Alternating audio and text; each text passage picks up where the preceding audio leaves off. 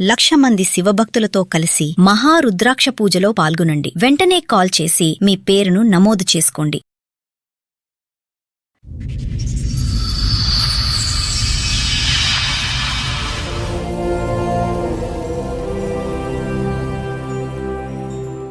పెళ్ళైన రోజే ఎంక్వైరీ చేస్తే అమ్మాయి జీవితం నాశనం అయిపోయింది, ఆ అబ్బాయి బ్రోకర్, అమ్మాయిలు బిజినెస్ చేస్తాడని చెప్పారు. పెళ్ళైన 3వ రోజు నుంచి ఆ అబ్బాయి పడుకోబెట్టి ఎవరో ఇద్దరిని పిలిపించి అలా చేపించేసి నాకు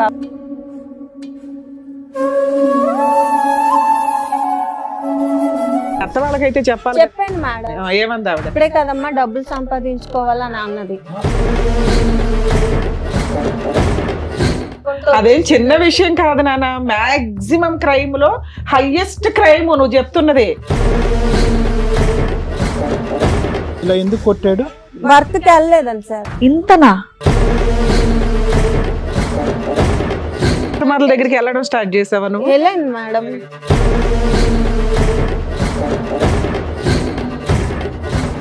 తర్వాత అతని దగ్గరికి పంపిస్తే ఎవరు పరువు తీస్తారు ఇక్కడ? మీరు ఒక క్రాక్ మనిషి వచ్చి కూర్చొని ఒక ఫేమస్ పర్సన్ గురించి మాట్లాడుతూ ఉంటే నువ్వు చెప్తున్న లిస్ట్ కి మాకే కోపం వస్తుంది. వాళ్ళు దొరికితే వెళ్ళి కొట్టేసి రావాలని పోలీసులకు తెలీదా? అట్లాంటి కేసులు వదిలేస్తారు అనుకుంటున్నావా?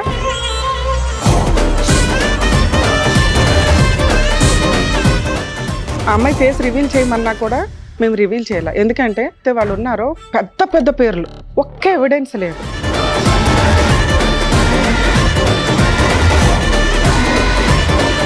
నమస్తే, సుమన్ టీవీ సమర్పిస్తున్న పద్మవ్యూహం కార్యక్రమానికి స్వాగతం. మరి ఈ కార్యక్రమంలో మనతో పాటు ఉన్నారు ప్రముఖ హైకోర్టు అడ్వకేట్ రమ్యాకుల గారు. నమస్తే మేడం. నమస్తే అండి. ప్రముఖ సైకియాట్రిస్ట్ డాక్టర్ కళ్యాణ్ చక్రవర్తి గారు. నమస్తే సార్. సార్, మేడం గారు ఆవిడ సమస్య చెప్పుకోవడానికి ఇక్కడి వరకు వచ్చారు. ఆవిడ సమస్య ఏంటో అడిగి తెలుసుకుందాం. నమస్తే అండి. నమస్తే మేడం. చెప్పండమ్మా, ఏంటి మీ సమస్య? ఇక్కడి వరకు దేనికి వచ్చారు? అయితే నాకు ముందు మ్యారేజ్ అయిపోయింది, హస్బెండ్ చనిపోయారు మేడం. ఎలా చనిపోయారు? Train accident sir. అది మాది పల్లెటూరు బాగా. యాక్సిడెంట్ సూసైడ్ అమ్మా? ఆహా లేదు, యాక్సిడెంట్. ఎలా అయింది యాక్సిడెంట్? ట్రాక్ దాటుతుండగా ట్రైన్ వచ్చి గుద్దేసింది.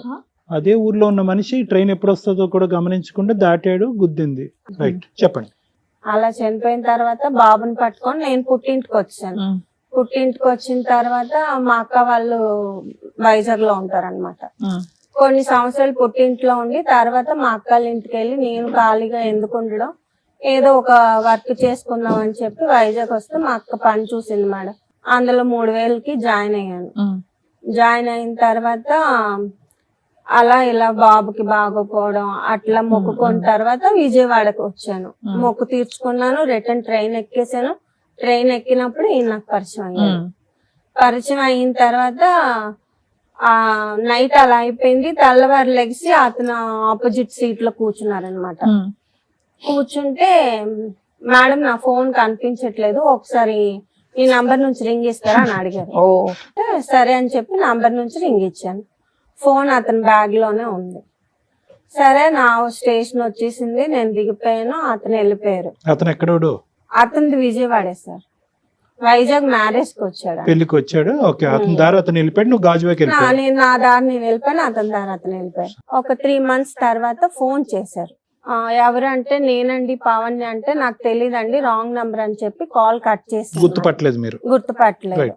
ఒక 6 నెలలు 7 నెలలు పోయిన తర్వాత నాకు కాల్ చేసి, మేడం ఆ రోజు మీరు విజయవాడలో ట్రైన్ ఎక్కారు కదా, నేను పరిచయం అయ్యాను కదా మేడం ఆ అబ్బాయిని నేను అని చెప్పారు.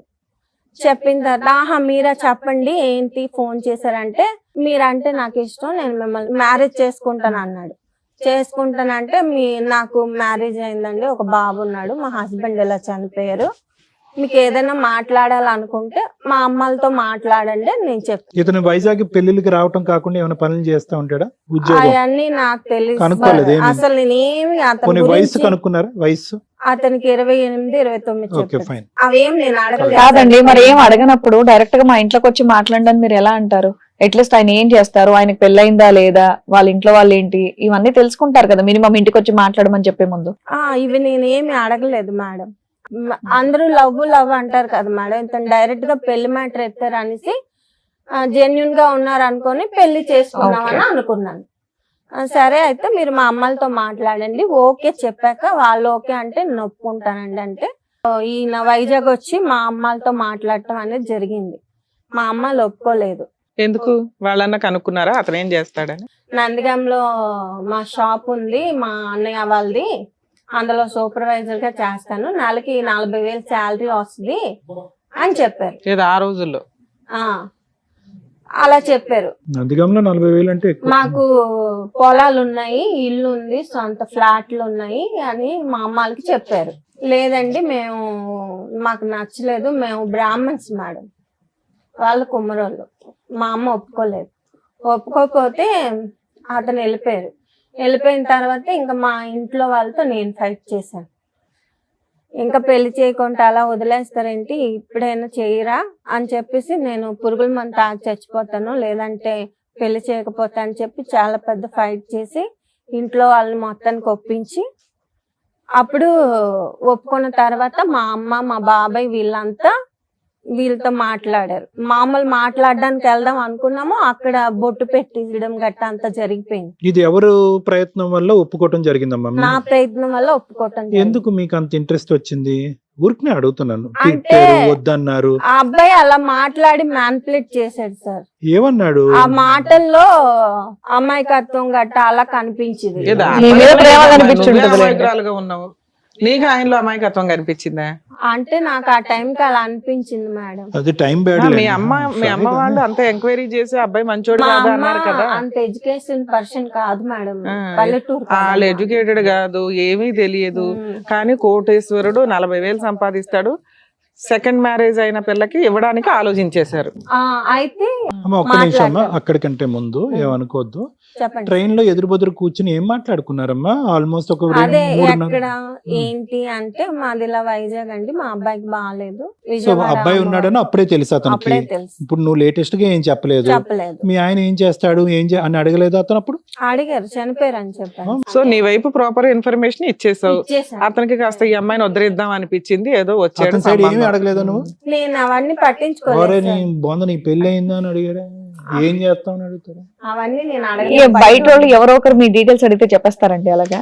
క్యాజువల్ గా అడుగుతున్నారు కదా అని చెప్తాను. చూడమ్మా, నీ గురించి మొత్తం వాకప్ చేసుకుని అన్ని ఇన్ఫర్మేషన్ రాబట్టుకుని వెంటనే కాల్ కలిపితే కరెక్ట్ కాదని చెప్పుకుని ఈ మధ్యకాలంలో 4 అమ్మాయిని ట్రై చేసి అవి కూడా వర్కౌట్ అవ్వకపోయినప్పటికీ నిన్న లిస్ట్ ఆఫ్ నెంబర్స్ ఉన్నాయి చూడు, చాలా సార్లు జోబులో పెట్టుకుని ఉంటాడు ఫోన్ అతను, అందరినీ చేయమని ఉంటాడు. సో ఒక్కొక్క నెంబరు డిలీట్ చేసుకుంటూ పైకి వచ్చి నువ్వు 3 నెలల తర్వాత దొరికావు.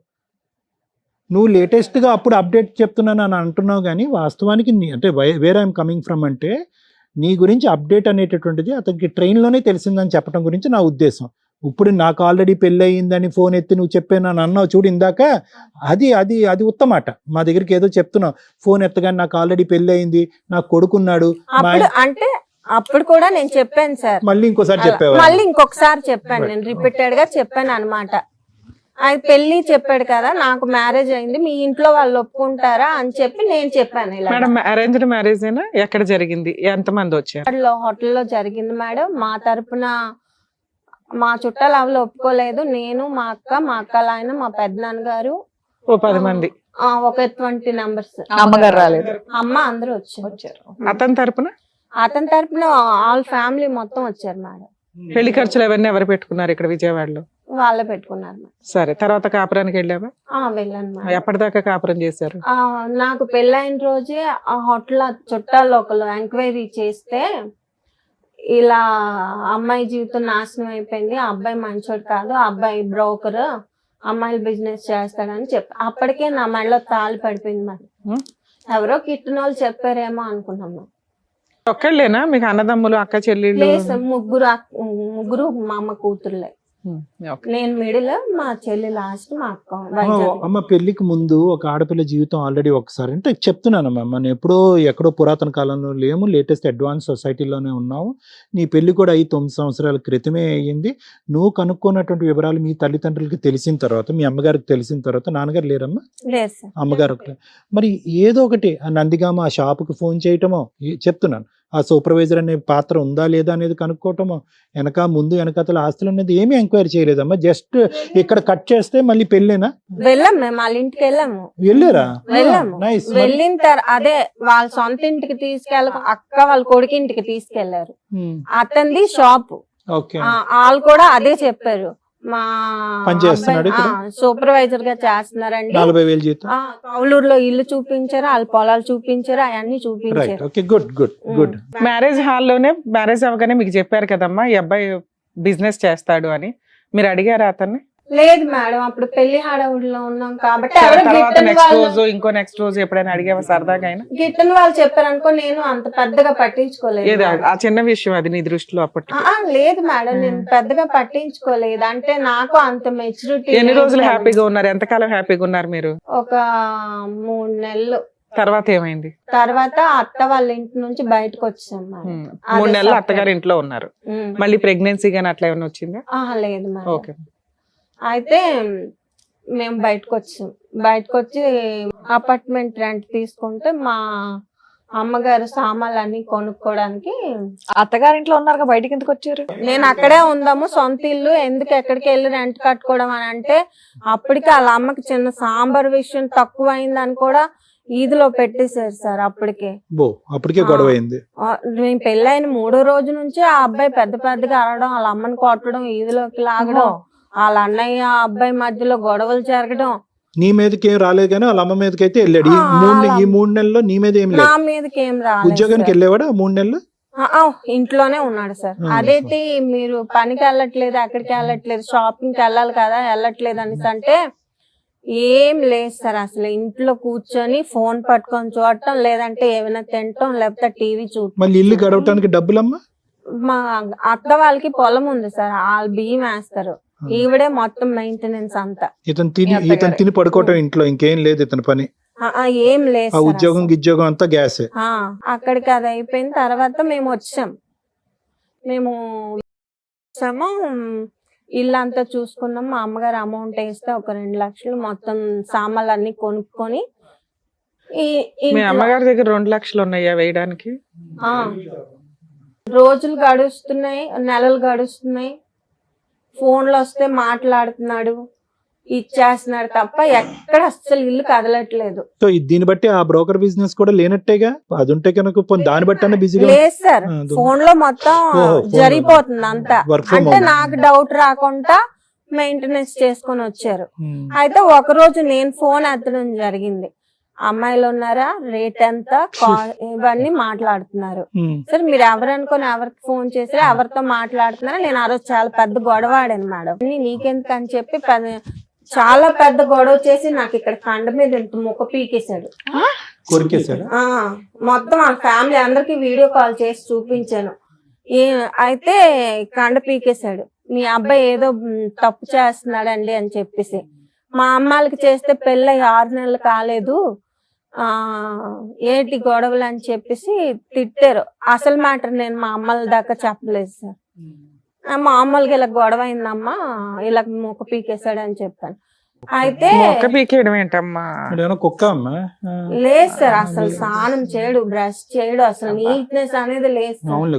అంత మొక్క పీకేసిన వీడియోలు ఏమైనా ఉన్నాయా, ఫోటోలు గానీ? కొట్టిన డబ్బులు ఉన్నాయి మేడం. ఆ ఫోన్ మొత్తం పగలు కొట్టేసాడు, అవేం లేవు.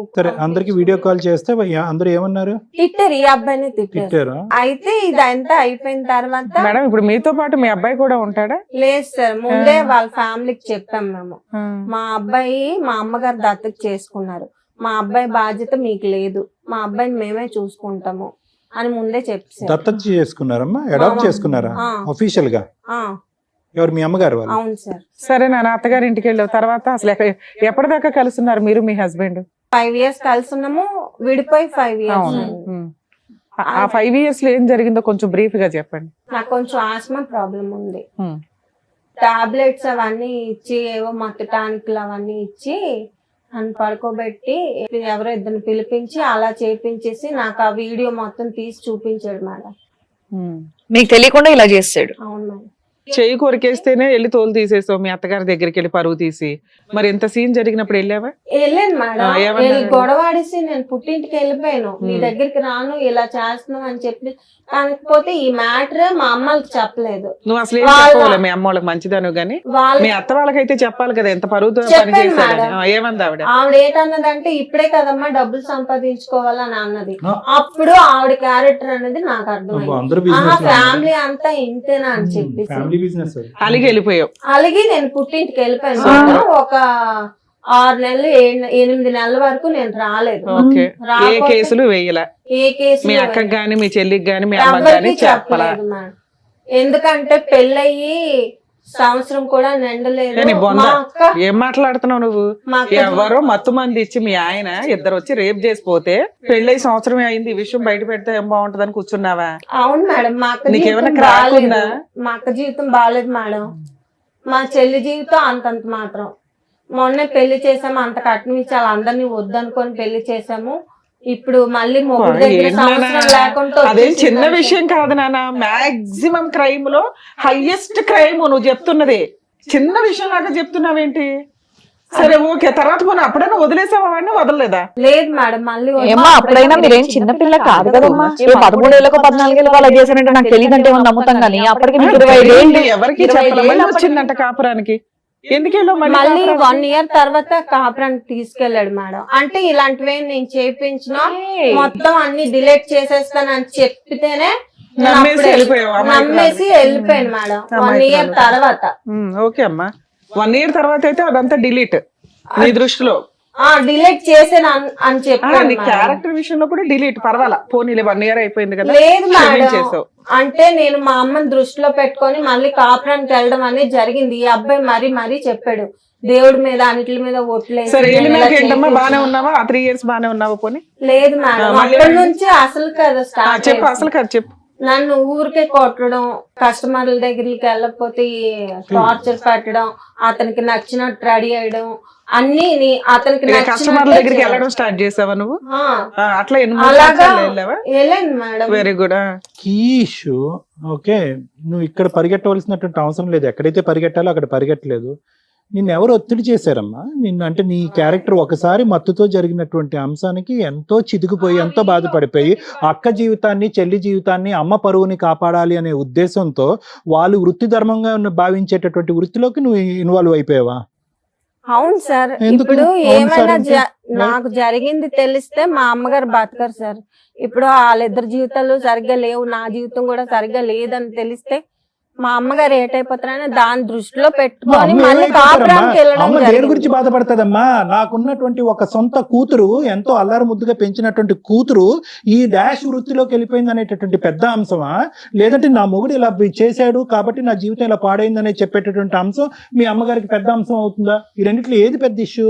ఏది పెద్ద ఇష్యూ? ఇంకేం వినక్కర్లేదు నీ కదా, నీ వ్యక్తిత్వం ఏంటి, నీ ఆలోచన ఏంటన్నది నాకు అర్థమైపోయింది. ఈ రెండిట్లో ఏ తల్లి గుండె ఎప్పుడు పగులుతుంది? ఈ విషయం తెలిసినప్పుడు పగిలిపోతుంది. నువ్వు కావాలని చేస్తే ఆవిడ గుండె పగులుతుందమ్మా. మీ ఆయన బలవంతంగా చేస్తున్నాడంటే వెళ్ళి మీ అమ్మకి చెప్పుకోవాలి కదా నువ్వు ఆ విషయం అంటున్నావు. నేను ఒకటి చెప్పినట్టు వింటావా అమ్మ చెప్పినట్టు వింటావా అమ్మ? నువ్వు చెప్పాలి కదా, నీ షేర్ చేసుకుందా? ఒక్కదానివైనా ఇప్పుడు వాళ్ళ కష్టాలు ఉన్నాయని అక్కనే చెల్లిని కూడా దింపావా? చూసావా, దీనికోసం మాట్లాడా. చీచి అని అనిపించింది కదా, చీచి అని మీ అమ్మకు కూడా అనిపించి వాడు తోలు తీసేసేది. ఏంటి అంత కూల్ గా మాట్లాడుతున్నావు? ఎంతకాలం నేను ఉన్నారు? కూల్ గా మాట్లాడలేదు మేడం. 5 years నుంచి ఫైట్ చేస్తున్నాను. ఏం ఫైట్ చేస్తున్నావు? 3 years అయితే కస్టమర్స్ దగ్గరికి వెళ్ళావు, సంపాదన ఏం చేసావు? అవును మేడం, మీరు నేను వెళ్ళింది చూస్తున్నారు కానీ నేను ఎందుకు వెళ్ళాల్సి అరే వచ్చిందో వెళ్ళకూడదని మేము చెప్తున్నాం, ఎందుకు వెళ్ళామని కాదు, వెళ్ళకూడదని చెప్తున్నాం. వెళ్ళకూడదంటే వీడియో పబ్లిక్ చేస్తాను అంటున్నాను మేడం. నేను డిలీట్ పోలీస్ చేశాడు, కంప్లైంట్ ఇవ్వచ్చు డిలీట్ కదమ్మా. చేస్తేనే వెళ్తున్నాను అన్నావు కదా. నీ కంఫర్ట్ జోన్, నువ్వు అన్ని ఎట్లా డోర్లు క్లోజ్ చేసి నీ కంఫర్ట్ గా ఏది కావాలో అది చెప్తున్నావు. ఓకే పర్లా, ఒక స్త్రీకి జరగకూడని అన్యాయం నీకైతే జరిగింది. నీ పాత్ర ఎంత ఉంది, మీ ఇంట్లో వాళ్ళ పాత్ర ఎంత ఉందో, అబ్బాయి పాత్ర ఎంత ఉందో పక్కన పెడితే ఎక్కడో ఒకటి నువ్వు రియలైజ్ అవుతావు కదా. 3 years కి అయితే రియలైజ్ అయ్యావు. అయ్యాను ఈ మేడం. 3 years లో సంపాదించిన సంపాదన ఏం చేసావు? అతనికి ఇచ్చాను మేడం. ఇల్లు కొనుక్కున్నాడు, కార్ కొనుక్కున్నాడు, అన్ని కొనుక్కున్నాడు మేడం. సరే లాస్ట్ లో ఎట్లా మా విడిపోయావు? అబ్బాయికి 200 ఇస్తానన్న చేతిలో రూపాయి కూడా ఇవ్వలేదు. అదే ఇంకా నాకు ఓపిక చచ్చి నేను ఇంకా చేయలేను, నాకు ఓపిక లేదు, ఇప్పటికే నా ఆరోగ్యం క్షీణించిపోయింది, నేను ఇంకా చేయలేనంటే నువ్వు చేస్తేనే నా కొంపలో ఉండు, చేయకపోతే వెళ్ళిపో. నిన్నేనా ఇలా బట్టలు అట్లా సర్దు. బిజినెస్ కోసం చాలా మంది అమ్మాయిలు మోసం చేసి పెళ్లిళ్ళు చేసుకున్నాడా? అతనికి ముందు పెళ్లి అవ్వలేదని చెప్పాడు నాకు. అతనికి పెళ్లిళ్ళు ఎందుకమ్మా, పెళ్లిళ్ళు అవసరం లేదు. బిజినెస్ చేస్తావు అనుకుంటే అమ్మాయిలు నీతో కూడా అలాగే చేయించవచ్చు కదా, పెళ్లి ఎందుకు చేసుకున్నాడు? ఆ అమ్మాయి చెప్పింది, ఆ అబ్బాయి ఇది వరకు బిజినెస్ చేసేవాడు, ఆ అబ్బాయికి నువ్వెలా పెళ్లి చేసుకున్నావమ్మా అనేసి అంటే, అంతా అయిపోయిన తర్వాత చెప్పితే ఏం లాభం మేడం, మొత్తం జరగాల్సిన నష్టం అంతా నాకు జరిగిపోయింది. అరే ముందు చెప్పారు, ఎంక్వైరీ చేసుకోవాలి, ఆ పెళ్లి రోజు చెప్పారు, తర్వాత 3 నెలలు నీ లైఫ్ బాగానే ఉంది. ముందు 3 కదమ్మా, నెలలు, అప్పుడే ముందు కదా 6 నెలల ఎంక్వైరీ వరకు చేసుకోవాలా? బానే ఉంది మేడం. అత్తయ్య వాళ్ళ ఇంట్లో ఉన్నప్పుడు బానే ఉంది, బయట 3 నెలల తర్వాత బానే ఉంది. అక్కడ నుంచి నాకు ప్రాబ్లమ్స్ అనేవి సరే స్టార్ట్. నువ్వు తప్పించుకొని బయటకు వచ్చేసావు, ఊరుకున్నాడా? మంచి కస్టమర్ వెళ్ళిపోయినట్టే లెక్క కదా ఆయనకి, ఊరుకున్నాడా? లేదు మేడం. తర్వాత అతని దగ్గరికి పంపిస్తే అతనితో నేను గొడవ అదే లాస్ట్ గొడవ మాకు. అతను నన్ను కొట్టి టార్చర్ పెట్టాడు. ఆ వీడియో కూడా నా దగ్గర ఉంది మేడం. అది ఆయన మొత్తం నా ఫోన్ ఆ రోజు లాక్కొని కిందకేసి చెత్త కొట్టి, అది ఎరగలేదని సుత్తితో పెట్టి మరి కొట్టి ముక్కలు చేసి నా ప్రూఫ్స్ ప్రతి ఉంది మేడం. ఇప్పుడు లేవు. మొత్తం ఇప్పుడు ఏ ప్రూఫ్స్ కూడా అతని నీతో మీద పాటు exhaust ఇంకెవరన్నా ఉండవు. వచ్చారా? లేదు మేడం. నువ్వు మా ఒక్కదానివే తమ్ముడు వచ్చావా? వచ్చాడు. ఒక్క నిమిషం సొంత అమ్మా, తమ్ముడా? మళ్ళీ చెప్తున్నా. అంటే మా చిన్నప్పటి నుంచి ఒక్క నిమిషం, మీ పేరు ఎవరు పరువు తీస్తారు ఇక్కడ? మీరు ఒక క్రాక్ మనిషి వచ్చి కూర్చొని ఒక No, we are not famous picking up, person గురించి we are not మాట్లాడుతా picking up ఉంటే. any names. I'm just asking for the list of people that she's involved. అమ్మ ఇలాంటి పెద్ద మనుషుల్లో ఎవరైతే ఎవరి పేర్లు తీయట్లేదు, ఆ మాత్రం కామన్ సెన్స్ మనకు, ఎవరి పేర్లు తీయట్లేదు, ఇంకా పెద్ద పెద్ద మనుషులు ఎవరన్నా ఉన్నారా నీ లిస్ట్ లో? లేరు సార్. ఇతను ఒక్కడే, ఉన్నదే చెప్పాను. అతను ఒక్కడే. అతను ఒకటి. సో ఇవన్నీ కూడా నీకు ఎక్కడా కూడా ఏ ప్రయాణం కూడా, మొత్తం ఎన్ని సంవత్సరాలు అయితే నువ్వు ఫైట్ చేసావు, ఇష్టం లేక అయిష్టతోనే వెళ్ళావు, అతను బలవంతంతో వెళ్ళావు. మీ అమ్మగారికి ఈ మాట చెప్తే కనుక అమ్మ మనసు పాడైపోద్దని చెప్పే వెళ్ళావు. ఎక్కడా కూడా ఆ డబ్బులు నీకు రావటం గానీ నువ్వు వాడుకోవటం గానీ చేయలేదు. ఏమీ జరగలేదు మేడం. నాన్న ఈ 5 years లో ఏం చేశారు మీరు? కేసులు ఏమన్నా వేసారా వేశాను కోర్టులో? మేడం. ఏమేం కేసులు వేసారు? పోలీస్ స్టేషన్ కి వెళ్ళి ఇలా బిజినెస్ చేపిస్తున్నాడు అని చెప్పేసి నన్ను కొట్టిన దెబ్బలతోనే ఆ రోజు నేను పోలీస్ స్టేషన్ కి వెళ్ళాను. పోలీస్ స్టేషన్ కి వెళ్తే ఫోన్ తీసుకొని మొత్తం చూస్తే దొరికాడు. ఓకే. దొరికిన తర్వాత ఎవరు మీ హస్బెండ్ మా వాళ్ళ? హస్బెండ్ వీళ్ళంతా దొరికేశారు. ఓకే. పోలీస్ స్టేషన్ కి వెళ్ళాక 4 దెబ్బలు కొట్టి, అమ్మాయిని ఇలా చేస్తావా తప్పు కదా అని చెప్పేసి 4 కొట్టి, తర్వాత కౌన్సిలింగ్ పంపించారు. కలిసి ఉంచడానికి కౌన్సిలింగ్. సార్ మేడం నేను కలిసి ఉండే ప్రసక్తి లేదు మేడం, నా జీవితం నాశనం చేస్తాడు, నా జీవితం అన్యాయం అయిపోయింది. నువ్వు ఇంతమంది లిస్ట్ చెప్పినాక కూడా వాళ్ళు కౌన్సిలింగ్ కలిపి ఉంచాలని అతను రెడ్ హ్యాండెడ్ గా దొరికిన తర్వాత కూడా కౌన్సిలింగ్ అన్నారు మేడం. ఇక్కడ ఏం జరిగింది మేడం? నాకు ఇప్పుడు మీరు అన్నారు కదా మేడం నేను క్రాక్ అని. నేను క్రాక్ కాదు మేడం. క్రాక్ అని నేను అనలేదమ్మా. నీకు క్రాక్ ఇలా ఎందుకు మాట్లాడుతున్నావు? ఇప్పుడు నాకు జరిగింది నిన్ను క్రాక్ అని డిసైడ్ చేయడానికి నేనెవరు వెళ్ళలేదు కదా. నా బాధ నేను ఇక్కడ జరిగింది నాకు తెలుసు, అవతల వాళ్ళకి ఎవరికి తెలుసు సార్. నేను ఎందుకు చేయాల్సి వచ్చింది అవతల వాళ్ళంటే ఎవరమ్మా? బయట వాళ్ళకి తెలియక సార్. నా బాధ నేను బయట వాళ్ళకి నీ గురించి ఎందుకు తెలియాలి నాన్న? మాట్లాడవలసినప్పుడు మాట్లాడలేదు, చెప్పుకోవలసిన మనుషులకి చెప్పుకోలేదు. మత్తు వచ్చినప్పుడు ఏదైతే పని చేసావో, మత్తు లేనప్పుడు కూడా 5 సంవత్సరాల పాటు ఆ పని చేసినప్పుడు 100 మంది కూడా ఇదే మాట అంటారు. ఎవరిని తప్పు పట్టక్కర్లేదు. నువ్వు అనుభవించింది ఎవిడెన్స్ లేదు, ఒక కేసు ఎఫ్ఐఆర్ ఇన్ని చెప్తున్నారమ్మా. మీ హస్బెండ్ మిమ్మల్ని కొట్టినట్లు ఉంటదే తప్ప ఇప్పుడు నువ్వు చూపించేవన్నీ పోలీసులకి అంత బుద్ధి లేదు అనుకున్నావా? నువ్వు చెప్తున్న లిస్ట్ కి మాకే కోపం వస్తుంది. అరే అట్లాంటి వాళ్ళు దొరికితే వెళ్ళి కొట్టేసి రావాలని. నువ్వు వచ్చి మేడం మమ్మల్ని అర్థం చేసుకోరు ఏంటండి అని మాట్లాడుతున్నావు. పోలీసులకు తెలియదా అట్లాంటి కేసులు వదిలేస్తారు అనుకుంటున్నావా? నువ్వు లిస్టు చూపిస్తే ఖచ్చితంగా వాళ్ళని అరెస్ట్ చేస్తారు. మీ ఆయనతో కనిపించాలని ఏ పోలీసులు అనుకోరు. అదే నీకు జరిగింది domestic violence, wife and husband తగదా అన్నట్లు ట్రీట్ చేశారు వాళ్ళు. సరే ఒక అడ్వకేట్ ని పెట్టుకుని వీటి మీద సీరియస్ గా ఫైట్ చేశారా? చేశాను మేడం. కూడా అతని తరపు మాట్లాడింది. ఇలా ఎందుకు కొట్టాడు? వర్క్ కి వెళ్ళలేదని సార్. వర్క్ వెళ్ళలేదని ఇలా కొట్టాడు. ఇంతనా? ఎంత దారుణంగా ఒకసారి కొట్టారు. మొత్తం ఫోటోలు చూడండి సార్, ఇవి మొత్తం అన్ని కమిలిపోయి. ఇలా ఎన్నిసార్లు జరిగిందమ్మా? ఇంత చాలా సార్లు అంటే వెళ్ళినప్పుడల్లా ఈ వాయింపు. అలాగే ఆ డబ్బులకు భయపడి మా పుట్టింటికి వెళ్ళిపోయి అక్కడే ఒక 6 నెలలు 7 నెలలు ఉండేసి మళ్ళీ వచ్చేదాన్ని. మళ్ళీ సేమ్ రిపీట్. నేను వెళ్ళంటే అలా కొట్టాను. పెళ్లి ఫోటో సార్. అయ్యే బాబోయ్. అంతలానా కొట్టటం?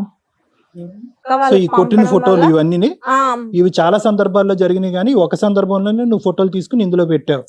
అంటే నేను మా అక్క వాళ్ళకి పంపడం జరిగింది సార్, నా కాడ ఫోన్ లేదు కదా అప్పుడు, అవి పంపడం జరిగింది. అయ్యే వాళ్ళ గూగుల్ ఐడి నుంచి తీసి నాకు ఇచ్చారు. కానీ ఎటొచ్చి ఏంటంటే ఆ ఫోటోకి అతని వీడియో కూడా ఉంది సార్ కొట్టినట్టు, ఆ రోజు కొట్టినప్పుడు వీడియో మేడం చూడండి. ఆ ఫోన్ లో కూడా మాట్లాడుతున్నాను.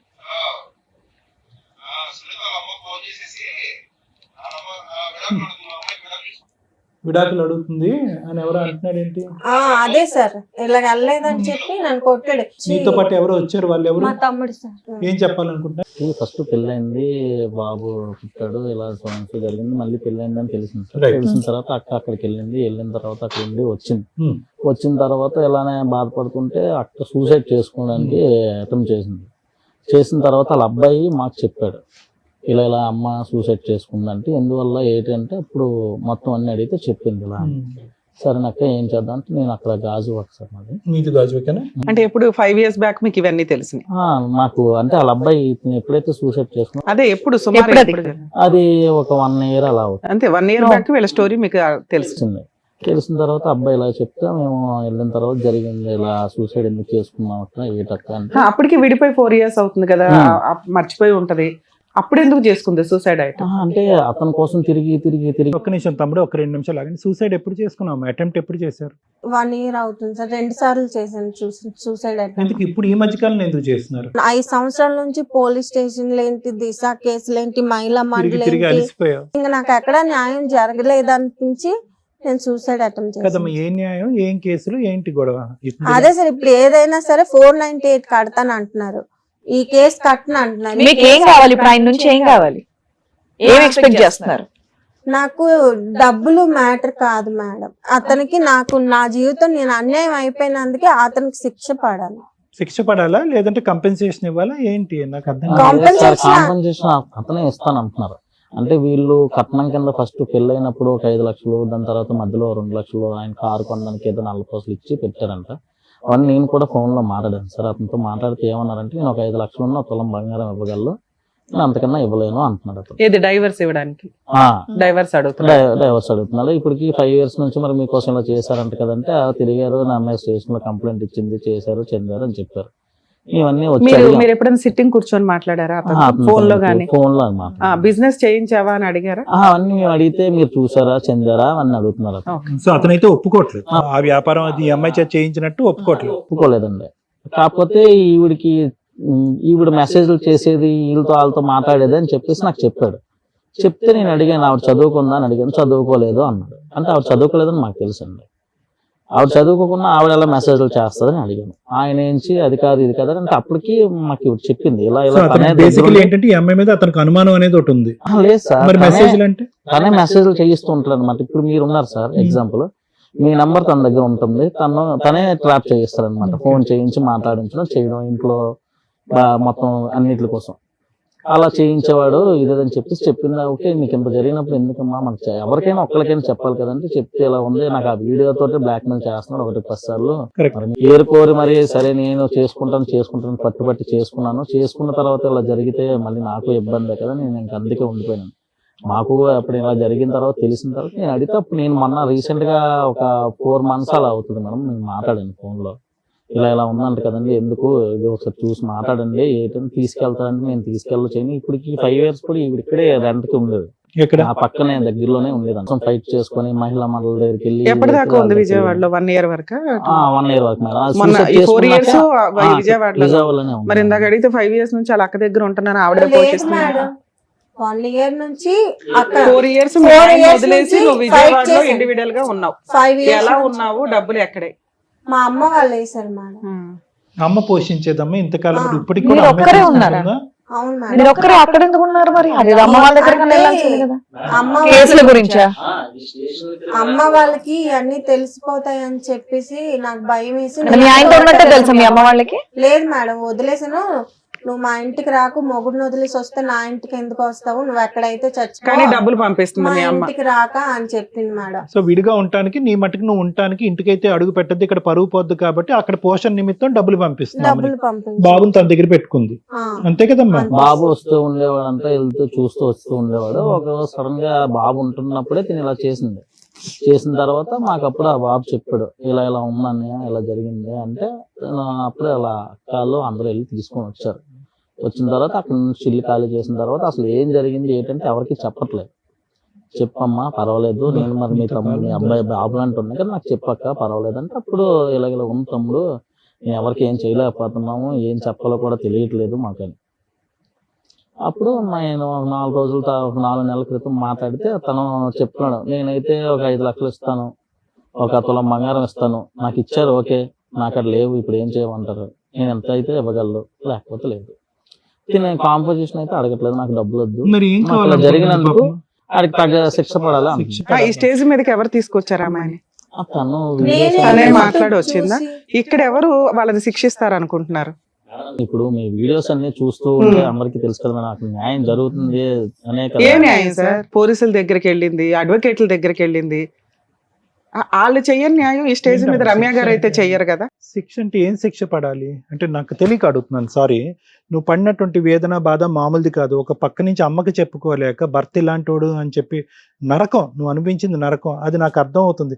ఆ పోరాటం గురించి ఈ పుట్టింటికి వెళ్ళలేక అత్తింటి దగ్గరే, అదే మీ ఆయన ఇంటి పక్కనే ఒక ఇల్లు తీసుకుని ఆ అమ్మకి ఇప్పటికీ కూడా నేను ఇక్కడే ఉండిపోతానమ్మా, నేను గెలవాలని, నార్మల్ టార్చర్ కాదమ్మా, it's very heavy hearted. But what can we do? ఏంటి శిక్ష అంటే ఏంటి? ఈ పాటికి నువ్వు చాలా పోలీస్ స్టేషన్లు, చాలా అందరి మాటలు అన్నీ విన్నావు కదా, ఏ విధంగా శిక్ష పడుతుంది ఇలాంటి వాళ్ళకి? ఏంటి శిక్ష? 498 కేసు పెడతానంటున్నారు మేడం. ఒక్క నిమిషం తమ్ముడు. 498 కేసు పెడితే నాకు న్యాయం ఎక్కడ అవును, దానికి జరుగుతుంది? ఇలా మించిన ఇల్లు శిక్ష, అలా వచ్చేస్తారు కదా దానికి మించిన మేడం. శిక్ష ఏంటి? ఆడిని నరికేసే శిక్ష ఏంటి? ఆడిని నరికేసే శిక్ష ఏమైనా ఉందా? ఇలా చేసినందుకు దానికి తగ్గ వేరే సెక్షన్లు ఉంటాయి కదా అని See, the అడుగుతుంది thing కూడా. is, ఒకటే, నీ బాధ, ఆవేదన, నీ కోపము, నువ్వు ఎంత రగిలిపోతున్నావు, ఎన్ని సంవత్సరాలు బట్టి రగిలిపోతున్నావు. ఎందుకంటే ఇలాంటి అంశాల గురించి బహుశా ఒక స్త్రీ ఎక్కడో చోట విసిగి వేసారిపోయి అమ్మాయి వాడు కల్మకాడు పోతాడని చెప్పి వదిలేస్తావు. కానీ నువ్వేంటంటే ఈ పెళ్లి గురించి అన్నీ వదులుకున్నావు, పరువు వదులుకున్నావు, ఒక ఆడపిల్లకు ముఖ్యమైనటువంటి ఆ అంశాన్ని వదులుకున్నావు, తల్లి ప్రేమ నుంచి దూరం అయ్యావు, కొడుకు నుంచి దూరం అయ్యావు, అన్నిటినీ త్యాగం చేసుకుని కేవలం ఒక మనిషితో, ఒక ట్రైన్లో తూతూ మంత్రంగా కనిపించినటువంటి ఒక మనిషితో జీవనం కొనసాగించాలని చెప్పి మొదలుపెట్టిన నువ్వు మొదటి నుంచి అదంతా మోసమే. ఏది పెళ్ళి పందిరిలోనే వీడు కరెక్ట్ కాదు జాగ్రత్త అమ్మా అని చెప్పినటువంటిది నీది. అప్పటి వరకు నువ్వు విన్న కథ అంతా కూడా రివర్స్ అయిపోయి అలాంటి వ్యక్తితో నువ్వు జీవితాంతం ఎలా కొనసాగాలి అనే అనుమానంతో, క్వశ్చన్ మార్క్తో ముందుకెళ్తూ ఉంటే కనుక ఏదైతే కనుక నువ్వు భయపడ్డావో ఆ భయం నిజమైపోయింది.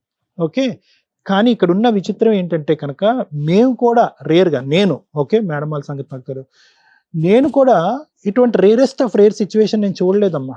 నీ వైపు అసలు వేలెత్తి చూపెట్టే ధైర్యం ఎవరికీ ఉండకూడదు, చూపెట్టకూడదు కూడా. ఎందుకంటే కనుక నువ్వు ఎందుకు ఇక్కడ పనిలేక కూర్చున్నావా? డబ్బుల గురించి కూర్చున్నావా? ఎంత ఇస్తాడు మా ఆయన? 3 కాదు 4 ఇవ్వాలి, 4 కాదు 5 కావాలి, 5 కావాలి 10 గురించి, బేరాల గురించి కాదుగా. నీ మనసులో రగిలిపోతున్న ఆవేదన, వేదన ఏదైతే ఉందో, సపోర్ట్ సిస్టమ్ లేనటువంటి ఒక ఆడపిల్ల ఇక్కడ వచ్చి కూర్చుంది. చాలా ఈజీగా ఇప్పుడు మనం అనొచ్చు, ఓకే ఎస్, వెనక ముందు చూసుకోకుండా వాడెవడు, వాడి కెరీర్ ఏంటి, వాడు ఏంటి అనేది కనుక్కోకుండా ఎలాగమ్మా అంత గుడ్డిగా వెళ్ళిపోయి ఎలా పెళ్లి చేసుకో అని చెప్పి రెట్రోస్పెక్ట్గా మనం అడగవలసినటువంటి. ఇందాక నుంచి నేను చూస్తుంటే నాకు బాధ జాలే వస్తుంది. అరే ఎందుకు కొద్దిగా కనుక్కుని ఉంటే కనుక జీవితం ఇంకొద్దిగా బాగుండేదేమో అనేటటువంటి ఆలోచన కూడా వస్తుంది. దానికి మించి అసలు కోపం రావట్లే. ఇన్ఫ్యాక్ట్ నువ్వు ఎందుకు ఇంత కోపపడుతున్నావు అనేది అర్థమైంది. ఎందుకంటే ఇలాంటిది ఒకసారి మత్తిచ్చి ఇలా చేయగానే వాడు పీకి ప్యాకెట్ ఆడి ఉండేవారు. అమ్మకి చెప్పో, లేదంటే ఇలాంటి పెద్ద మనుషులు, ఇలాంటి కుర్రోళ్ళని తీసుకొచ్చి దబదబా అని కొట్టుండేవారు. కానీ నువ్వేం చేసావంటే కనుక అమ్మ పరువు పోకూడదు, అక్క జీవితం నాశనం అవ్వకూడదు, చెల్లి జీవితం నాశనం అవ్వకూడదు, కాబట్టి ఏదో విధంగా ఈ రోజు కాకపోతే రేపైనా మొగుడు అనేవాడు మారుతాడు కదా, దయదలుస్తాడు కదా, అలవాట్లు మార్చుకుంటాడు కదా అనేటటువంటి ఒక్క ఆశతో నువ్వు వెనక్కి వెళ్ళావు. వెనక్కి వెళ్ళిన తర్వాత నీకేం కొత్తగా ప్రపంచం ఏం కనిపించలేదు. వాడు ఏదైతే అన్నాడు, సంతకాలు పెట్టిస్తాను, ఇది మానేస్తాను, అది తీసేస్తాను అంది, అదంతా గ్యాస్ అని నీకు ముందే తెలుసు. వెనక్కి వెళ్ళావు. వెనక్కి వెళ్ళిన తర్వాత ఏం మారింది? ఏం మారలేదు. నేను ఎందుకు ఆశ్చర్యపడుతున్నాను, ఇలాంటి కేసు నేను చూడలేదని అంటున్నానంటే కనుక సెకండ్ టైం ఎప్పుడైతే కనుక నీ జీవితంలో అన్యాయం జరిగి ఇది బలవంతంగా కాదు, ఇది నీ వృత్తి ధర్మం, నువ్వు బయటకు వెళ్తే కనుక నిన్ను కొడతాను, చంపుతాను, నరుకుతాను అని చెప్పి నిన్ను ఒక ఉచ్చులో పెడుతున్నాడు చూడు, అప్పుడు గాల్లోకి ఎగిరి తన్ని పారిపోయినటువంటి 99 మంది ఆడవాళ్ళని చూశాను, కానీ ఇలా పారిపోలేకుండా అదే కుంపట్లో దహనం అయిపోతూ అమ్మ పరువు తీయకూడదు, అమ్మని బాధ పెట్టకూడదు, చెల్లిని అక్కని బాధ పెట్టకూడదు, కొడుకు ముందు తలదించుకునే పరిస్థితి ఉండకూడదు. నాకంటూ కూడా ఒక పెళ్లి జరిగితే కనుక అది కూడా తెలిసి తెలియక ఆ పెళ్లి జరిగితే కనుక రెండో పెళ్లిలోంచి నేను పారిపోవటం కరెక్ట్ కాదు అని చెప్పి అక్కడే పడున్నావు చూడు, అది నేను ఎక్కడ చూడనటువంటి ఒక అంశం. నువ్వు ఇప్పుడు వరకు చెప్పినవన్నీ వాస్తవాలు అయితే కనుక, వాస్తవాలనే అనుకుంటున్నాను, నీ కళ్ళని స్టడీ చేస్తున్నాను నేను, ఓకే అది పక్కన పెట్టము. ఎక్కడ తప్పు జరిగిందమ్మా ఏంటి? నాకు నిజంగా అసలు ఫస్ట్ స్టార్టింగ్ చెప్తూనే నాకు మైండ్ బ్లోయింగ్. ఏంటి 2002లోని 2003లోని ఒక రైల్వే ఉద్యోగం చేస్తున్నటువంటి ఒక స్త్రీ, అంటే ఎంతో కొంత చదువుకుంది, ఎంతో కొంత అవగాహన ఉంది, పట్టణ ప్రాంతంలో ఉంది, ఒక 10 సంవత్సరాల పిల్లకి ఒక 15 సంవత్సరాల కుర్రోడికి పెళ్లి చేయటం ఏంటమ్మా? ఎక్కడ? అప్పట్లో నానమ్మ గారు చనిపోతారని చెప్పేసి నా సరే ముందే వాట్ ఎవర్ ఇట్ ఇస్ అమ్మ, ఏ పరిస్థితుల్లో ఒక 2 నిమిషాలు నా మాట విని, ఏ పరిస్థితుల్లో అంటే ఎక్కడ నీ మనసు గాడి తప్పింది, ఎక్కడ నీ ఆలోచన వైఖరి గాడి తప్పింది, ఎక్కడ ఈ ఉచ్చులోంచి సరైనటువంటి సమయంలోని సందర్భంలోని ఆలోచనలోంచి బయట పడలేకపోయావు అనేటటువంటి దాని యొక్క పునాది అక్కడ ఉందని చెప్తున్నాను. ఎవరు ఏ పరిస్థితుల్లో ఏ ఆలోచన వల్ల చేశారనేది నాకు పద. అక్కడ ఏంటి, మనకు టిక్ బాక్స్లో ఒక ఆడపిల్లకి జరగకుంది, ఆల్రెడీ ఒక మ్యారేజ్ జరిగిపోయింది, రెండోది ఒక కొడుకు పుట్టేశాడు, మూడోది ఒక భర్త రైల్వే ట్రాక్ దగ్గర చనిపోయాడు, అయిపోయినాయి, అన్నీ అయిపోయినాయి. ఏవైతే కనుక ఒక మనిషి బహుశా 100 సంవత్సరాల పాటు కూడా చూడనటువంటి ఒక కథ ఏదైతే నీ జీవితంలో ఉండకూడదో అది 15-14 సంవత్సరాలకి నువ్వు మొత్తం అంతా చూసావని చెప్పడం నా ఉద్దేశం. సో దాంతో ఏమైందంటే కనుక ఒక ఆడపిల్లకి ఆటోమేటిక్గా ఒక అభద్రత, అక్కడి నుంచి 10 years పాటు జర్నీ కింద మీద పడి ఏవైతే చూడకూడదో ఏవైతే వినకూడదో తెలిసి తెలియనటువంటి వయసులో ఒక కొడుకుని ఎత్తుకుని ఆ ఊరు ప్రాంతంలో తిరిగేటప్పటికి ఈ అమ్మాయి ఏంటి ఇలా ఉంది, ఈ అమ్మాయికి మళ్ళీ పెళ్లి చేయరా, పెళ్లి చేస్తే కనుక ఉంటుంది కదా అని చెప్పి రకరకాల మాటలు వినేటప్పటికి ఎక్కడో చోట నీకు ఆ పెళ్లి అనేటటువంటి ఒక ఆశ చిగురించింది. ఇక్కడే తొందరపాటుతనం అమ్మ, ఇక్కడే తొందరపాటుతనం. ఎక్కడైతే కనుక ఏవైతే ఎంక్వైరీ చేయలేదో, అరే ఇదేంటి అన్ని బ్యాడే, అన్ని మైనస్ మార్కులే, కర్మ సిద్ధాంతం మనం నమ్ముకుంటాం కదా, ఎవరు కర్మ అనలేదు, అంతా ఆడపిల్లే. అరే ఈ అమ్మాయికి చిన్న వయసులోనే పెళ్లి అయిపోయింది, చిన్న వయసులోనే కొడుకు పుట్టేశాడు, చిన్న పైన దురదృష్టవంతరాలు కాబట్టి చిన్న వయసులోనే భర్తను కూడా పోగొట్టుకున్నాడు అనేటటువంటి సమాజంలో ఈ తొందరపాటుతనం అనేది వస్తుంది అనమాట. అర్జెంటుగా ఎమర్జెన్సీగా 100 నెంబర్కో 108 నెంబర్కో కాల్ చేసినంత స్పీడ్గా పెళ్లి చేసేయాలి అంతే. అరే ఈ అమ్మాయి వచ్చింది, ఇక్కడ కూర్చుంది, ఎవరో రైల్వే స్టేషన్లో కనిపించినటువంటి ఒక అబ్బాయితో ఒక 4 గంటల పాటు జర్నీ చేసి ఫోన్ నెంబర్లు ఎక్స్చేంజ్ చేసుకుంది, ఈ లోపల వాడు వెంటపడ్డాడు, వేధించాడు. వీడు ఎవడు అసలు వీడు పనికి వస్తాడా పనికిరాడా? ఒకసారి ఆల్రెడీ నరక కోపంలో తోసేసినటువంటి ఈ ఆడపిల్లని మళ్ళీ ఇలాగ ఇంకోసారి నరక కోపంలో మనం తోసేయాలనేటటువంటిది ఒక్కలైనా కూడా ఇంగితంగా ఆలోచించుంటే ఈరోజు నువ్వు ఇక్కడ మాకు కూర్చోవమ్మా. అభద్రత, ఆలోచన లేకపోవటం, తొందరపాటుతనం, ఆల్రెడీ పెళ్ళయి దురదృష్టవంతరాలు అయినటువంటి ఆడపిల్ల యొక్క తలరాత మళ్ళీ ఇంకొకసారి రాసేయాలి, మనం అర్జెంటుగా రాసేసేయాలి. ఆ అమ్మాయికి ఇంకో అవకాశం ఇవ్వకూడదు, ఆలోచించే. సరే నువ్వు నేనే ఒప్పించానని చెప్పి నీ నెత్తిమే భారం వేసుకొని, ఎస్ నీ అభద్రత అలాంటిది, నీకు మాత్రం ఆ మనిషి గురించి ఏం తెలుసు అని చెప్పి నువ్వు బలవంతంగా ఈ తల్లిదండ్రులకి, నీకు ఒకటే లాజిక్, యూజువల్గా ఐ లవ్ యూ అని వస్తాడు కదా ఎవడన్నా, అలా కాకుండా I want to marry you అని వచ్చాడు అనేటటువంటి ఒక్క లాజిక్ పట్టేసుకుని, అబ్బా 100 మంది మగాళ్ళు ఈడే మగాడు రా బాబు అని చెప్పి నువ్వు పెళ్లికని సై అన్నావు. వీళ్ళేదో పైకి వెళ్ళి అక్కడ ఏదో ఎంక్వైరీలు చేశారు, అందరూ ఒక దొంగల ముఠాను రెడీ చేశాడు, అందరూ దొంగల ముఠా అంతా కూడా ఎస్ అని అన్నారు, అందరూ వాడికి మార్కులు వేశారు, ఆ పొలం నాది, ఆ ఇల్లు నాది అంటే నాదే అనుకున్నారు. ఒక కాగితం లేదు, ఒక పత్రం లేదు, ఒక ఎంక్వైరీ లేదు, గడిదిగుడ్డు లేదు. పెళ్ళినటువంటి మర్నాడు నుంచి వాడి ఇంట్లోంచే వర్క్ ఫ్రమ్ హోమ్. సో ఏదైతే కథ మొదటి నుంచి ఉందమ్మా, ఈ కథ యొక్క పూర్వపరాలు వేర్లు కింద నుంచి ఉన్నాయి. నువ్వు అందులో భగ్నం అయిపోయావు, దహించిపోయావు, కోపం వచ్చింది, అసహ్యం వచ్చింది, చేదరించుకుంది, కానీ పరువు కాపాడాలి, వెనక్కి వెళ్తే తల్లి స్వీకరించదు కాబట్టి అక్కడ దహనం అయిపోయావు. కాదనట్లే, ఇదంతా జరిగిందమ్మా. నరకం టార్చర్ తప్ప నీ జీవితం ఏం చూడలే. నిజంగా నేను చెప్తున్నా, 10 సంవత్సరాలు అప్పుడు మొదలైనటువంటి నేను నరకం ఇంకా 34 సంవత్సరాలు ఇంకా ఎండ్ అవ్వలే, నెవర్ ఎండింగ్ స్టోరీ. కానీ ఇక్కడ ఎండ్ చేసుకోవాలా లేదా అనేటటువంటిది నీ చేతుల్లో ఉంది. నువ్వు డిప్రెషన్లో ఉన్నావు, బాధపడుతున్నావు, లోపల కుంగిపోతున్నావు, నీకు సపోర్ట్ సిస్టమ్ లేదు.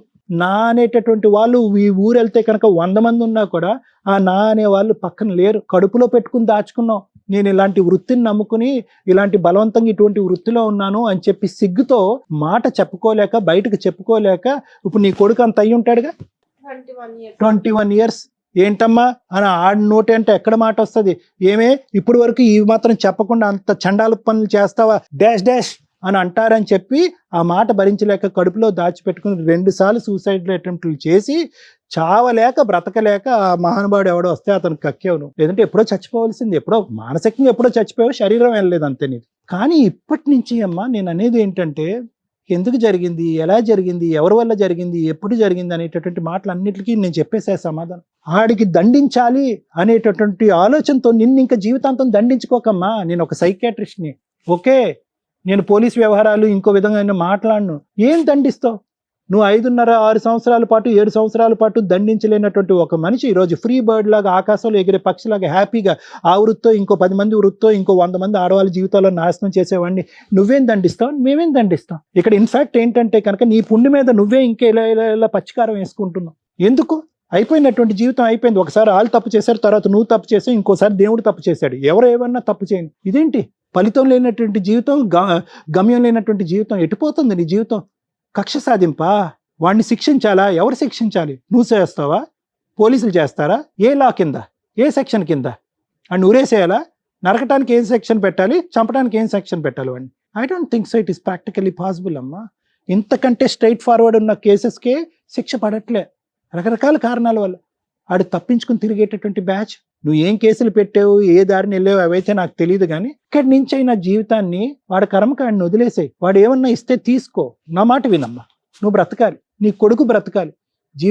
జీవితాంతం అమ్మా దాసోహం అని చెప్పి మీ అమ్మకి అడుక్కునేటటువంటి పొజిషన్లో నువ్వు లేవు. ఎక్కడో చోట నీకంటూ ఒక జీవితం ఉంది, నీకంటూ ఒక వ్యక్తిత్వం ఉంది. అట్లీస్ట్ ఇప్పటికైనా అది బ్రతకమని చెప్తున్నాను. ఈ పగలు, ప్రతీకారాలు, శిక్షించటాలు, వాడికి శిక్ష పట్టాలి, ఇవన్నీ వేస్ట్, ఇవన్నీ వర్కౌట్ అవ్వో. కాదు సార్, నాది నా బాధ. అమ్మ బాధ అయినా దేన్నైనా ఆడపిల్లకి అన్యాయం తప్ప న్యాయం జరగదు సార్. ప్రూఫ్ అమ్మ ఆడపిల్లల్ని అందులోకి తోసింది ఎవరు, వెళ్ళింది ఎవరు? ఒక 10 సంవత్సరాల ఆడపిల్లకి పెళ్లి చేసింది ఎవరు? ఆడొచ్చి చెప్పాడు ఆ 10 సంవత్సరాలప్పుడు నిన్ను పెళ్లి చేసుకోమని. ఎందుకమ్మా ఈ మాటలన్నీ? ఎక్కడ వర్కౌట్ అవుతుంది ఇవి? These are not going to work. These are helpless situation. మనం వెళ్ళాం నడుచుకుంటూ అందులోకి, ఆ కుంపట్లోకి. నేను ఒకటే చెప్తున్నానమ్మా, బలవంతంగా వాట్ ఎవర్ ఇట్ ఈస్, బయటికి పారిపోవటానికి 1,00,000 అవకాశాలు ఉన్నాయి తల్లి నీకు.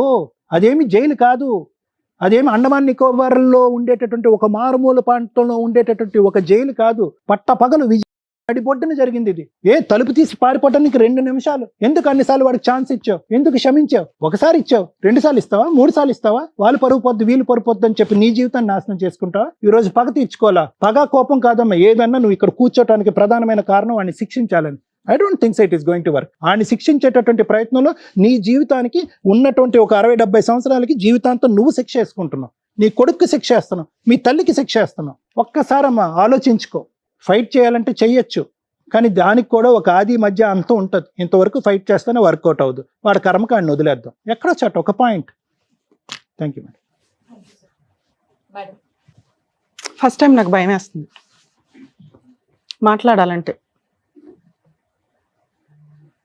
12 years నుంచి చూస్తున్నారు రమ్య గారిని. అడ్వకేట్స్ మోసం చేశారు, కోర్టులో న్యాయం జరగలేదు, పోలీసులు న్యాయం చేయలేదు.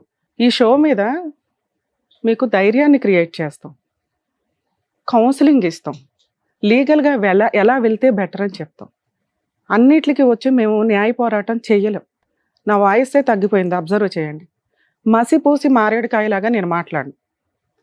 ఇక్కడికి వచ్చిన వాళ్ళందరికీ ఓదార్పు యాత్ర కొన్ని సందర్భాల్లోనే ఇస్తాను తప్ప, కొన్ని డేంజర్ కేసులు అని అనిపించినప్పుడు ఎంత మాట్లాడాలో అంతే మాట్లాడితే నాకు బెటర్. ఎందుకంటే మాట్లాడేసి చేతులు దులుపుకోవడానికి నా ప్రొఫెషన్ అది కాదు. మేడం, నా రిక్వెస్ట్ వాళ్ళ బ్రదర్ని ఒకసారి పిలిస్తే ప్లీజ్. మా ఎపిసోడ్లు చూసే వాళ్ళందరికీ రిక్వెస్ట్ అండి, ఈ స్టేజీ మీద మా అర్హత, మా తాహత, మా టాలెంటు ఎంతో, దానికి మించి చేస్తూ ఉంటాం. లా అండ్ ఆర్డర్ మా చేతిలో లేదు, పనిష్మెంట్స్ మా చేతిలో లేవు. సైకలాజికల్ డిప్రెషన్స్ తోటి ఎక్కడెక్కడో ఏదో ఊహించుకొని ఆఫీసుల దగ్గరికి రావడం కానీ, సుమన్ టీవీ దగ్గరికి రావడం కానీ, వేరే ఛానల్స్ దగ్గరికి వెళ్ళడం కానీ, మేము అక్కడ ఉంటామని అనుకోవడం అపోహ మాత్రమే. మాకుండే బిజీలో మేము ఇక్కడ ఇచ్చే సోషల్ సర్వీస్ అనేది మా వరకు. ప్రొఫెషన్ వరకు వెళ్తే మా ప్రొఫెషన్ మాకుంది. ప్లీజ్ అర్థం చేసుకోండి. ఆ స్టేజ్ ఒకటి దొరికింది, స్టేజ్ దగ్గరికి వెళ్ళిపోతే సార్ ఏదో చేస్తారు, రమ్య గారు ఏదో చేస్తారు. ప్లీజ్ మా పెయిన్ కూడా అర్థం చేసుకోండి అని నా రిక్వెస్ట్. ఇంత ఓవర్ ఎక్స్పెక్టేషన్స్ వద్దు, మేము మనుషులమేనండి. ఒక అమ్మాయి నన్ను నీడల మీద నుంచోపెట్టింది ఈ రోజు, తెలుసా? ఈ ఎపిసోడ్ లో మీకు అర్థం అవుతుందా? ఆ అమ్మాయికి న్యాయం జరగలేదని 1 year బ్యాక్ సూసైడ్ అటెంప్ట్ చేసింది. ఆ అమ్మాయికి ఉన్న ఫైనల్ ఆప్షన్ ఇక్కడ స్టేజ్ మీదకి వస్తే రమ్య గారు వచ్చి సర్వీస్ చేసి వాళ్ళు తోలు తీస్తారు. చేయలేరు రమ్య గారు, ఎందుకంటే కోర్టుకు కావాల్సింది ఎవిడెన్స్లు. రమ్య గారు బిలీవ్ చేయాలి. ఇప్పుడు నేను ఏ ఒక్కటి మీ అందరికీ తెలుసు నేను నిజం మాట్లాడతానని. నిజం మాట్లాడినప్పుడు చాలా డేంజర్ అవుతుంది కొన్ని కేసుల్లో. అలాంటిది ఈ కేసు నీడిల్కి సంబంధించి. సార్ మిమ్మల్ని రిక్వెస్ట్ చేస్తున్నా, మీరు ఇందాక అడగగానే అన్నారు మీరు ఏదో చేస్తారని ఇక్కడికి వచ్చాం మేడం. ఎందుకంటే మీ ఎక్స్పెక్టేషన్ కరెక్టే. యాజ్ ఏ అడ్వకేట్గా నేను వచ్చి తనకి సంబంధించి ప్రాపర్ సెక్షన్స్ తోటి కేసులు వేయొచ్చు. ఏ అడ్వకేట్ అన్న వేయొచ్చు, రమ్య గారే వేయాల్సిన అవసరం లేదు. విజయవాడ దాకా వచ్చి మేము వేయడం కాదు. ఒక్క ఎవిడెన్స్ కూడా లేదు. ఇప్పుడు దాకా సార్ మాట్లాడింది తనకు ఒక కౌన్సిలింగ్ లాగా. తను లాస్ట్ వర్డ్ కూడా నా పెయిన్ అర్థం చేసుకోరా సార్, నాకు ఎంత కష్టం వచ్చిందంటే పెయిన్కి నాకి సంబంధం లేదు సార్. ఒక ఎపిసోడ్కి అంతసేపు మాట్లాడాల్సిన అవసరమే లేదు. ఎందుకు మాట్లాడారంటే ఆ అమ్మాయి పెయిన్ తగ్గించడం కోసం. నేను మాట్లాడితే నిజాలు మాట్లాడతాం మళ్ళీ. అప్పుడు మళ్ళీ వెళ్ళి సూసైడ్ అటెంప్ట్ చేస్తే సుమన్ టీవీకి వెళ్ళాము న్యాయం జరగలేదు అంటే యాక్సెప్ట్ చేయలేండి. ప్లీజ్ మా బాధ అర్థం చేసుకోండి. మిమ్మల్ని రిక్వెస్ట్ చేస్తున్నాను. ఆ అమ్మాయికి చట్ట ప్రకారం ఒక వైఫ్ అండ్ హస్బెండ్కి ఏం కేసులు ఉన్నాయో అవే వర్కౌట్ అవుతాయి తప్ప వేరే మీరు ఎక్స్పెక్ట్ చేసేవి వర్కౌట్ అవ్వవు. కనీసం ఇది నేను చెప్పాలని. వాళ్ళ దగ్గరికి వెళ్ళినా న్యాయం జరగలేదని ప్రతిసారి అనకండి, అనుకోకండి. ఎంత చేయగలమో అంతే చేస్తామని చెప్పడానికే ఫస్ట్ టైం నేను చాలా ఇబ్బంది పడుతున్నాను ఒక ఎపిసోడ్ కంప్లీట్ చేయడానికి. మిమ్మల్ని రిక్వెస్ట్ చేయగలను ఈ స్టేజ్ మీద, ఎందుకంటే నేను చెప్పే బాధ అమ్మాయికి అర్థమవుతుందో లేదో నాకు తెలియట్లే. ప్లీజ్ మీరు బయలుదేరవచ్చు. నేను కంటిన్యూ చేయాలంటే అమ్మాయి ఉండగా నేను మాట్లాడలేను. నాన్న థ్యాంక్ యూ. చాలా ఎపిసోడ్స్ మీరు చూసే ఉంటారు. సైకలాజికల్ డిప్రెషన్స్తో కానీ ఇక్కడేదో జరిగిద్దని వస్తూ ఉంటారు. మీరు చాలా ఎపిసోడ్స్ చూస్తే మీకు మేము కట్ చేసి చాలా వరకు ఎడిట్ చేసి పంపిస్తూ టెలికాస్ట్ చేస్తూ ఉంటారు. ఎందుకంటే 2 hours 3 hours తీసుకుంటాయి ఒక్కోసారి. కొన్ని మీకు అపోహలాగా అనిపించవచ్చు, ఫేక్ అనిపించవచ్చు. ఫేకే అనిపించినవ్వండి. ఎందుకంటే ఆ అమ్మాయి ఫేస్ రివీల్ చేయమన్నా కూడా మేము రివీల్ చేయాలి. ఎందుకంటే ఆవిడ చెప్పిన లిస్ట్ ఆఫ్ ఎవరైతే వాళ్ళు ఉన్నారో పెద్ద పెద్ద పేర్లు, ఒక్క ఎవిడెన్స్ లేదు. మేబీ ఆ అమ్మాయి ఆ విక్టిమ్ అయి ఉండొచ్చు, మేబీ ఆ అమ్మాయి ఆ పని చేసి ఉండొచ్చు. ఎవిడెన్స్ అనేది నమ్మకానికి కొన్ని సందర్భాలు ఎవిడెన్స్ లేకుండా కూడా నమ్ముతాం. ఎందుకంటే మనసుకి తగిలేస్తుంది. అది ఎక్కడ పొంతం లేదు. ఒక్క మాటకి ఇదే మాట నేను అమ్మాయి ముందు మాట్లాడితే ఇప్పుడు మమ్మల్ని బ్లాక్మెయిల్ చేయడానికి సూసైడ్ అటెంప్ట్ చేస్తుంది. ఎవరు రెస్పాన్సిబుల్? మాకేం తెలుసు? ఈ ఒక్క రోజుకి ఒక్కోసారి 10 episodes 20 episodes చేస్తాం. వచ్చారా, మాట్లాడారు, ఎంత చేయగలం అంత చేసి పంపిస్తాం. ప్రతి ఒక్కళ్ళు అక్కడికి వెళ్ళాం న్యాయం జరగలేదంటే మా తాహత ఎంతో అంతే చేస్తాం. అక్కడికి వెళ్ళినాక న్యాయం కొంతమందికి ఏది వచ్చి సర్వీస్ చేస్తారు అంటే అవి రియల్గా మేము ఫీల్ అవుతాం. అరే ఈ అమ్మాయికి నేను వెళ్ళాలి, ఈ అబ్బాయికి నేను వెళ్ళాలి అని వాళ్ళకి న్యాయం చేయడం కోసం మా వంతు ప్రయత్నం సుమన్ టీవీ నుంచి మేము చేయడానికి పూనుకుంటాం. ఇక్కడ ఏముంది ఎవిడెన్స్? ఒక్క ఎవిడెన్స్ ఉందా? డొమెస్టిక్ వైలెన్స్ క్లియర్గా ఉంది. ఒక హస్బెండ్ వైఫ్ మధ్య జరిగిన గొడవలు, దానికి సంబంధించి ఫొటోస్ ఉన్నాయి. ఆ అబ్బాయి మీద 498 కేసు రిజిస్టర్ అవుతుంది. పోలీసులకి ఏం పని లేదా? ఇంత విక్టిమ్ లిస్టు వాళ్ళకి దొరికితే ఈవిడ చెప్పిన పేర్లకి టైం పాస్కి కేసు వేసినా వాళ్ళకి మీకు అర్థమవుతుంది ఏం జరిగిద్దాం.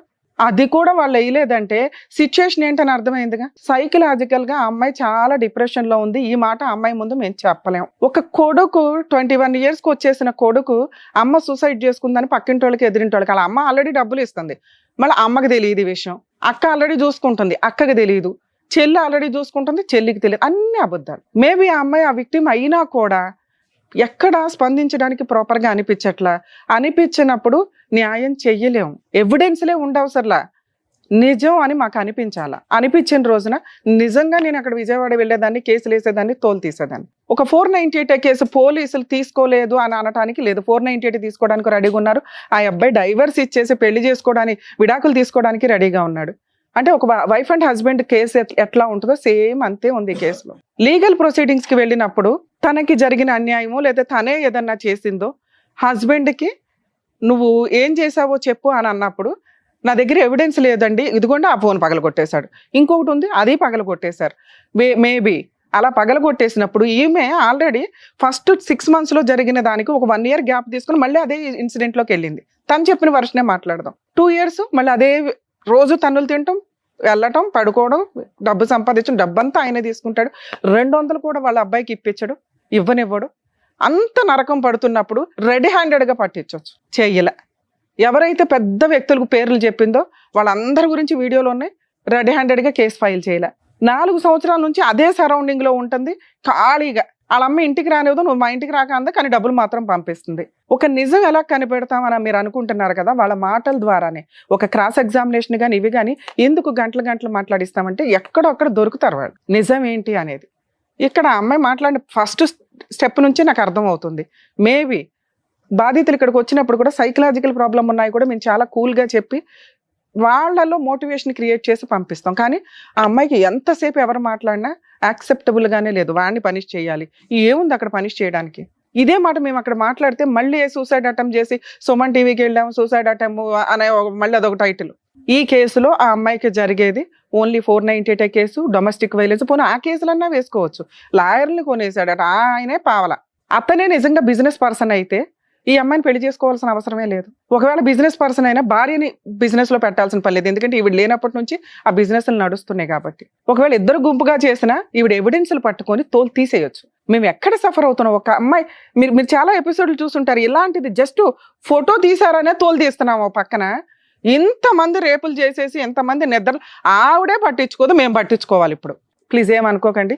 ఈ కేసులో లీగల్గా తన కోర్టుకు వెళ్తే ఒక వైఫ్ అండ్ హస్బెండ్కి జరిగే ఏ న్యాయం జరిగిద్దో అదే జరిగిద్ది. తను ఎట్లాగో వీడియో చూస్తుంది కాబట్టి తల్లి నీకు రిక్వెస్ట్ అమ్మ, అతన్ని ఏమీ చేయలేకపోతున్నాను అనేది మర్చిపోండి, దేవుడు చూసుకుంటాడు. మీ వరకు మీకు ఒక కుటుంబం ఉంది, ఒక పిల్లాడు ఉన్నాడు, మీరు బతుకుండడం చాలా అవసరం. టైం పాస్కి మీరు సూసైడ్ అటెంప్ట్స్ చేసుకుంటూ కూర్చుంటే కుదరదు. ఈ రోజున చూస్తున్నాం, రీసెంట్గా ఒక ఆమె పాపం బట్టలు ఇప్పేసుకొని వెళ్ళిపోయి సూసైడ్ అటెంప్ట్ చేసేసుకొని. ఎంత వర్క్ స్ట్రెస్, లేకపోతే ఏంటి, మాట్లాడుకోవడానికి మనుషులు దొరకట్లేదా మీకు? సూసైడ్ టెండెన్సీ వస్తుంటే ఖచ్చితంగా ఎవరో ఒకరితో మీరు షేర్ చేసుకోండి, మాట్లాడండి, సైకియాట్రిస్ట్ని కలవండి, కౌన్సిలింగ్లు తీసుకోండి. ఎందుకు జీవితాలను నాశనం చేసుకోవడం? అంత స్ట్రెస్ ఎందుకు పెట్టేసుకుంటున్నారు? ఇంతే ఇట్లాగా. పిల్లాడు లేదు, అమ్మ లేదు, ఎవ్వరు లేదు, అమ్మాయికి చచ్చిపోవడం కావాలంతే, లేదా అణురేసేయడం.